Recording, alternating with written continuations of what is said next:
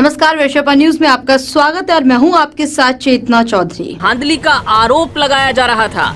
उससे जुड़ी याचिका पर सुनवाई के दौरान ये बताया गया कि 1563 छात्रों के जो ग्रेस मार्क्स उन्हें दिए गए थे वो रद्द कर दिए गए हैं। जी हां, और अब इन छात्रों को दो विकल्प दिए गए हैं, या तो दोबारा एग्जाम दें या फिर बिना ग्रेस मार्क्स के जो उनके नंबर बनते हैं उनके आधार पर वो काउंसलिंग में शामिल हों।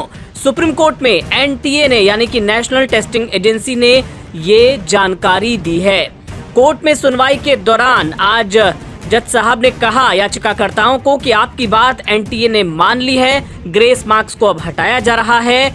और सुप्रीम कोर्ट ने साफ कहा कि इसमें केवल वो छात्र शामिल होंगे जो दोबारा परीक्षा होगी जिन्हें ग्रेस मार्क्स दिए गए थे। इसके अलावा एनटीए इन छात्रों को एक ऑप्शन और दे रहा है, वो ये या तो वो नीट में शामिल हो सकते हैं जो दोबारा परीक्षा होगी, या फिर बिना ग्रेस मार्क्स की मार्कशीट के साथ वो काउंसलिंग में शामिल हो सकते हैं। अब ये परीक्षा कब होगी? तो परीक्षा होगी 23 जून को। दोबारा ये परीक्षा कराई जाएगी 23 जून को, जिसमें 1563 ऐसे छात्र जिन्हें ग्रेस मार्क्स दिए गए थे, जिसको लेकर ये पूरा विवाद खड़ा हुआ, वो इसमें शामिल होंगे।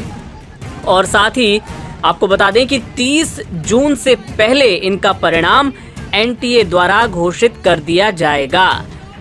तो तमाम याचिकाओं का यही कहना था, याचिकाकर्ताओं का, कि जो ग्रेस मार्क्स दिए गए हैं उसमें धांधली हुई है, अनियमितता हुई है। उनका साफ कहना था कि जिस तरीके से 720 में से 719, 718 नंबर इनको दे दिए गए वो लाना नामुमकिन है, और इसी के मद्देनजर ये पूरी जो धांधली है इसका आरोप लगाया जा रहा था। और अब इस पर ये जानकारी एनटीए की ओर से दी गई कि ये जो ग्रेस मार्क्स थे उन्हें रद्द किया जा रहा है।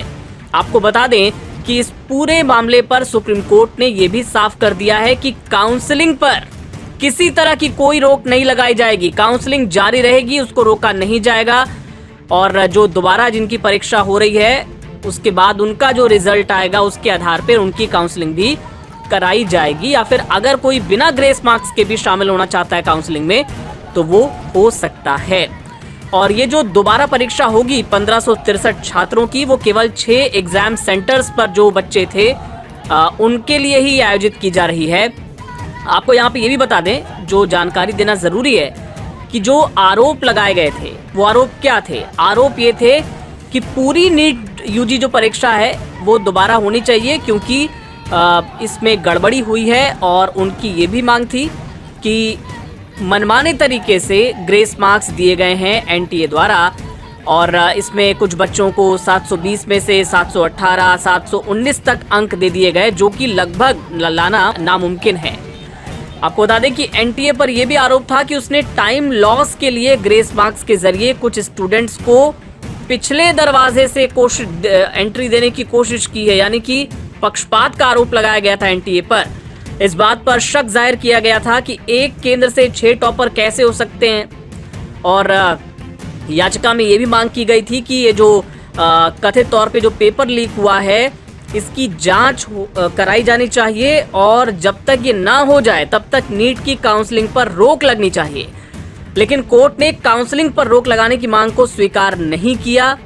कोर्ट ने साफ कहा कि काउंसलिंग चलती रहेगी। और अब जबकि एनटीए ने भी इस बात को कह दिया है कि दोबारा परीक्षा कराई जाएगी, ग्रेस मार्क्स हटाए जा रहे हैं, तो पूरा विवाद अब खत्म माना जा सकता है।